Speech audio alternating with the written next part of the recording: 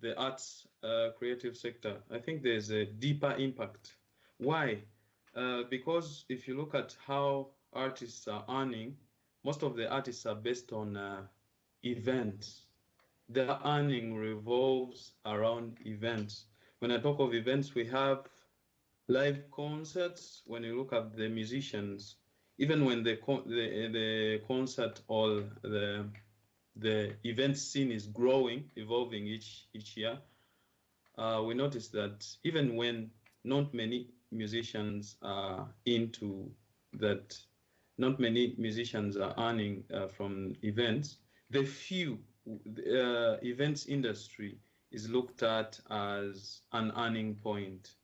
So most of the musicians have been depending on these events. So when the COVID-19 hit in, I think it caused a deeper influx or deeper effect when it comes to the event scene, and their earning was affected. Talking of events, we have music. Okay. Are they the artists working, or have they evolved and are working around the COVID-19? And if so, what are they doing specifically to ensure that they can keep earning in this period of whereby people are not allowed to gather? There is social distancing.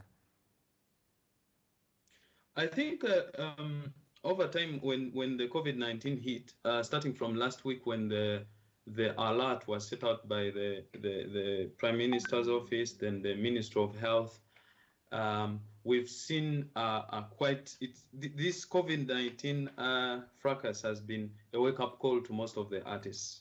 We have seen most artists not taking a back seat, but straight away taking on their craft to the internet through social media. We have seen DJs holding live sessions. We have seen DJ Malno. We have seen Bruce Inole. We have seen Afro Groove events also. There have been DJs playing, then also artistic sessions where musicians, like we have seen saxophonists like the female saxophonist Stella Tushabe holding live sessions on Instagram when she's playing for the people. We've seen various musicians like traditional musician Senore also playing for them, and the symphony band. Bruce Melody also recorded a song, a live session recording in studio on Instagram. I think there has been an involvement, it has been a wake-up call for these artists. But the earning bit is still tricky, that you asked as well.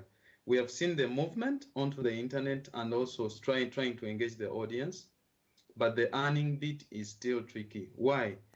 I think it all comes to the fact that the copyright law and the IP law, which is the intellectual property and copyright law, is not yet into implementation. When we see musicians, this is their time to be still earning from their works.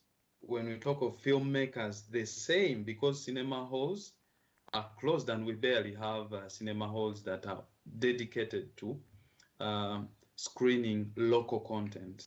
And just before we let you go there, Andrew, just before we let you go, do you think the industry is going to change extensively after we have defeated the COVID-19 pandemic? Yes, I think this, as I said, this is a wake-up call.